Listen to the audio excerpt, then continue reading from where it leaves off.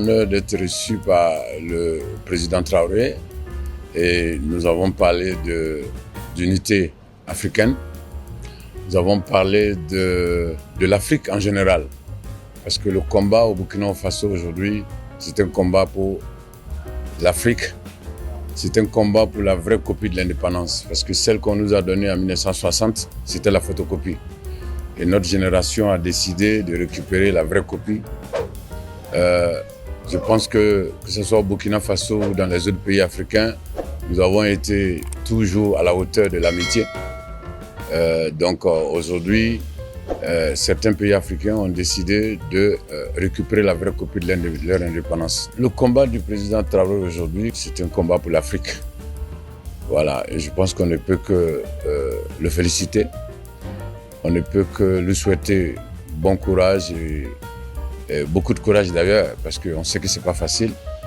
Et donc aujourd'hui, le combat contre le terrorisme, le combat pour la souveraineté, le combat pour la liberté, parce que c'est de ça qu'il s'agit. C'est pas un combat contre quelqu'un, mais c'est un combat pour la liberté. C'est-à-dire que aujourd'hui, notre président peut aller voir qui il veut, quand il veut, où il veut dans le monde entier, sans la permission de quelqu'un. Et je pense que ces pays même auxquels on demandait la permission, je pense que ce sont des pays qui ont fait beaucoup la promotion de la liberté. Et qui dit liberté, la liberté doit être à tous les niveaux. Donc je ne peux qu'encourager le président Traoré et le peuple burkinabé, parce que c'est le peuple qui a le pouvoir. Je pense que si le président Traoré est là aujourd'hui et continue de faire ce combat, c'est parce qu'il a le soutien du peuple. On ne va pas parler de majorité ou de minorité, mais ce qu'on peut dire, c'est que si aujourd'hui le président Traoré est en train de continuer ce combat, c'est parce que le peuple est d'accord. Et donc, nous, on ne peut que lui souhaiter bonne chance et bon courage et lui rassurer en tout cas de notre accompagnement au niveau de l'éveil de conscience pour que les populations puissent comprendre le sens du combat et les objectifs.